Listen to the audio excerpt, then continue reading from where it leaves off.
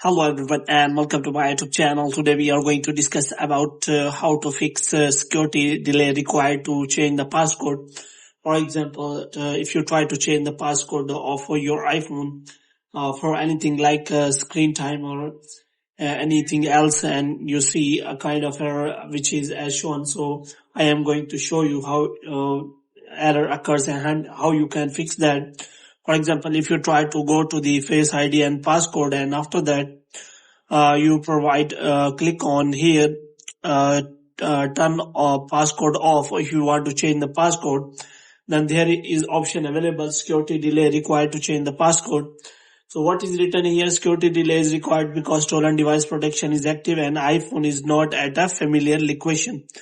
As you can see, because you have turned on the stolen device protection, so if you turn on the stolen device protection and if you want to make change in any security feature, like if you want to change the passcode, then you have to wait for 1 hour.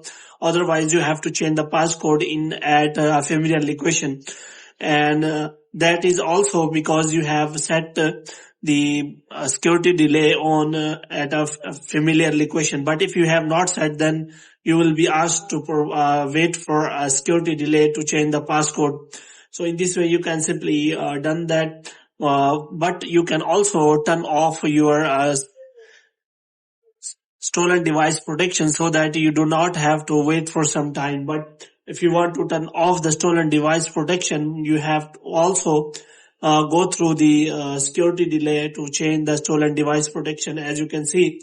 So how you can fix that? For this, you have to simply click on start security delay, and after that you have to set an alarm of 1 hour, and after that at the same time you have to check for turn off stolen device protection option, and your stolen device protection will be turned off, and after that you will be able to change the passcode or turn off the passcode for Face ID and passcode. Moreover, if you want to reset Face ID, you will not be able, because the stolen device protection is also on.